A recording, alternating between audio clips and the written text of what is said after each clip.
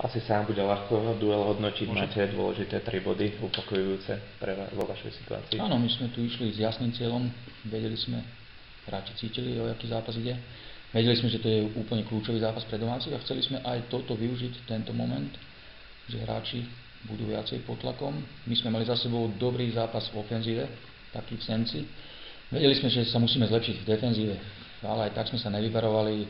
Čo bolo dôležité, že tam boli dobré individuálne výkony, bolo tam odhodlanie, dobre sa znovu tí hráči, bola tam skúsenosť na našej strane, áno, tí skúsení hráči vedia, kedy pritlačiť aj, pozbudiť tých druhých hráčov a bol z toho pozitívny výsledok pre nás.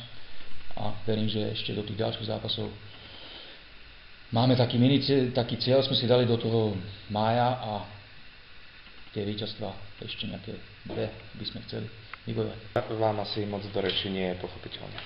No samozrejme, súhlasím s kolegom, rozhodli individuálne výkony, hlavne Pribula a Katona sú momentálne vo výbornej športovej forme a my sme mali problémy ich ustrážiť. Napriek tomu v druhom polčase bolo niekoľko takých situácií, z ktorých sme možno mohli vyťažiť gól vyrovnávajúci. Bohužiaľ sa nám to nepodarilo a prehrali sme pre nás veľmi dôležitý zápas.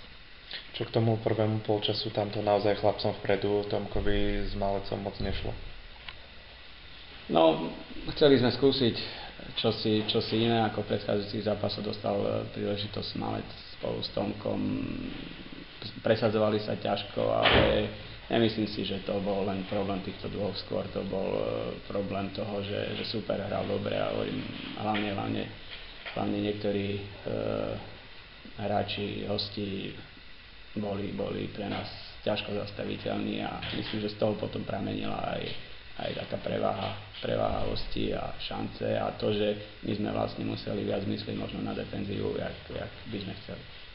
Ako ešte vidíte, šance na záchranu sú už skoro v teoretickej rovine?